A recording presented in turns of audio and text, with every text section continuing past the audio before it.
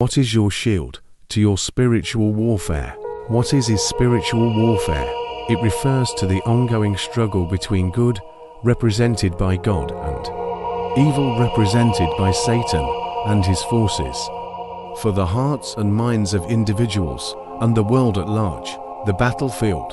This battle isn't fought with physical weapons, but with spiritual ones. It takes place within individuals, within communities, and even on a cosmic scale. The goal of spiritual warfare is to resist the influence of evil and to advance the kingdom of God. The enemy, according to Christian belief, Satan, also known as the devil, is the leader of the forces of evil. He is described as a deceiver, a tempter, and an accuser who seeks to undermine God's plan and lead people away from him. His tactics include temptation, enticing individuals with worldly desires and pleasures to distract them from their spiritual journey. Doubt and fear, instilling fear and uncertainty to weaken faith and discourage individuals from pursuing a relationship with God. Lies and deception, twisting scripture and spreading false information to sow confusion and doubt. The weapons of warfare. Christians believe that the victory in spiritual warfare has already been won by Jesus Christ through his death and resurrection. They are not fighting for victory but in victory.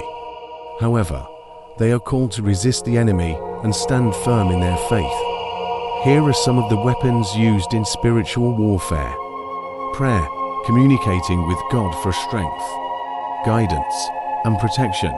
Bible study, learning God's word to discern truth from falsehood and to equip oneself with spiritual knowledge. Faith, trusting in God's promises and power to overcome challenges and temptations. Righteousness, living a life that aligns with God's will and values. The full armor of God, a metaphorical description of spiritual protection and strength found in God's word and grace.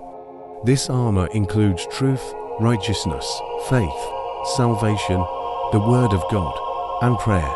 Spiritual warfare is a real and ongoing battle. But Christians are not fighting alone.